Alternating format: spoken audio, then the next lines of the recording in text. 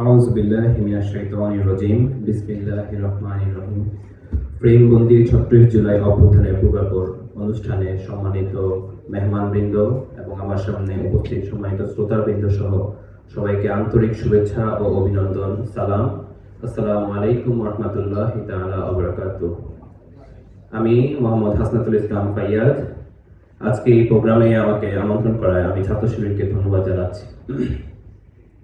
দুলিতেছে তরি, ফুলিতেছে জল, ভুলিতেছে মাছি পথ, ছিড়িয়াছে পাল, কে ধরিবে হাল, আছে কার হিম্মত।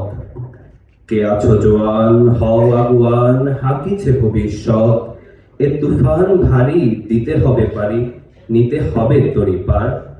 আলহামদুলিল্লাহ, আল্লাহর অশেষ রহমতে আমাদের বাংলাদেশের মুক্তিকামী ছাত্র জনতা একসঙ্গে এই উত্তাল সমুদ্র ছেড়া পালের হাল ধরেছে উন্মাদনার এই ঝড় তুফানকে পার করে। স্বৈরাচার হটিয়ে নতুন একটি বাংলাদেশ আমরা পেয়েছি। এই বৈষম্যহীন ফ্যাসিবাদহীন বাংলাদেশ পাওয়ার স্বপ্নের পথে হাঁটতে শুরু করি জুলাই আগস্টের অভ্যুত্থানের পরবর্তী সময়টা।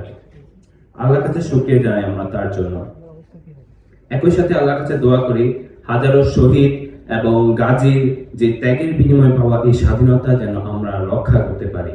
আমাদের সবাইকে যখন জালিমেরা দিশেহারা হয়ে জেলে ঢুকিয়েছে, অমানবিক নির্যাতন করিয়েছে, এমনকি ঝরিয়ে দিয়েছে তরতাজা প্রাণ, সেই মুহূর্তে আমরা কিন্তু কেউ পিছপা হইনি।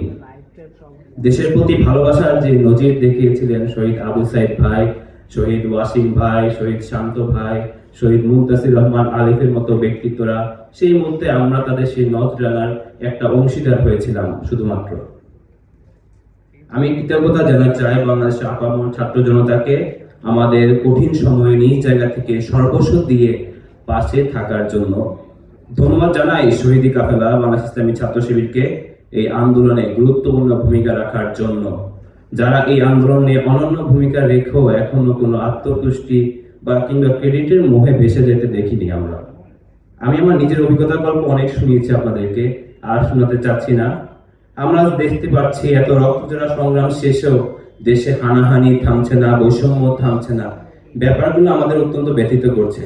আমি শুধু বলতে চাই, এই নতুন বাংলাদেশে ফ্যাসিবাদী শক্তি যদি ষড়যন্ত্র করতে চায়, আমার প্রিয় দেশকে নিয়ে চক্রান্ত করতে যদি চায়, তাহলে আমরা কিন্তু আবার শহীদের ভূমিকায় অবতীর্ণ হওয়ার জন্য প্রস্তুত রয়েছি।